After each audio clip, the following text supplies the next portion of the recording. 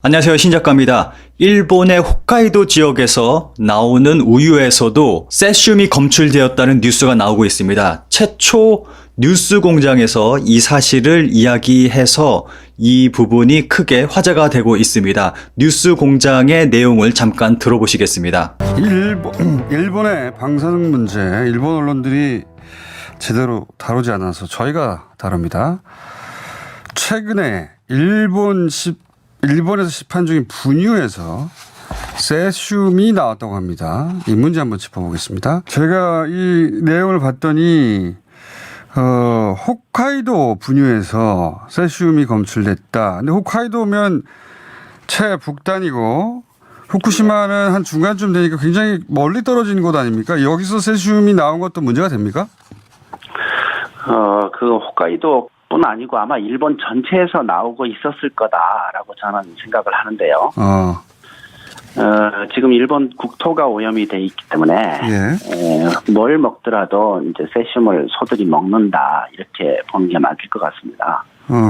그러면 당연히 이제 우유에도 나오는 거고 그거를 이제 말려서도 역시 나오는 거고 계속 나오고 있었다 이렇게 저는 생각합니다. 지금 상황으로 봤을 때 일본 전국에 있는 모든 것들은 다 방사능에 오염됐다고 해도 과언이 아니라고 생각을 합니다. 특히 우유까지 오염이 돼서 아이들이 먹고 있다는 거는 정말 심각한 문제입니다.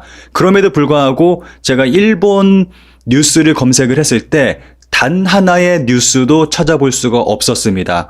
일본 우유에서 분유에서 세슘이 검출되고 있다라는 뉴스는 단 하나도 찾아볼 수가 없었습니다. 그리고 놀라운 것은 여기서 반전이 있습니다. 일본의 우유가 일본에서만 소비되는 것이 아닙니다. 정말 많은 양의 일본의 분유가 중국 또는 동남아시아로 수출이 되고 있습니다. 거기서 끝나는 것이 아니라 이 분유들이 한국에까지 들어오고 있습니다. 요 영상을 보시면은 한국에서 일본의 분유를 판매를 하고 있습니다. 요거를 왜 한국에서 판매를 하고 있는지는 알 수가 없어요. 아무래도 구입하는 사람이 있으니까 판매를 하겠죠.